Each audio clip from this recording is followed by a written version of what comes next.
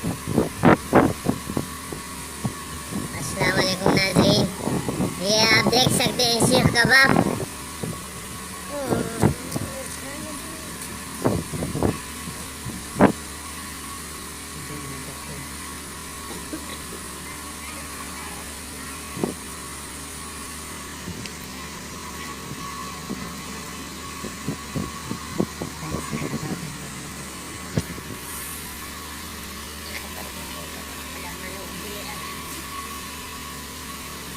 ये आप देख सकते हैं सीख कबाब बन रहे हैं और गर्मी भी बहुत ज़्यादा है और इस गर्मी में हम सीख कबाब बना रहे हैं।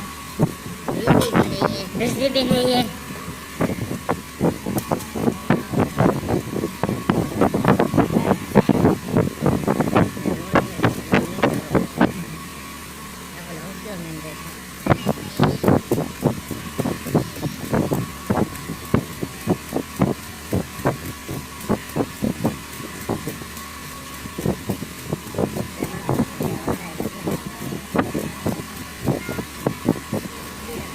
नाजरीन, ये आप देख सकते हैं चिकन सीख कबाब, जो कि मैंने खुद स्पेशल अपने हाथों से बनाए हैं।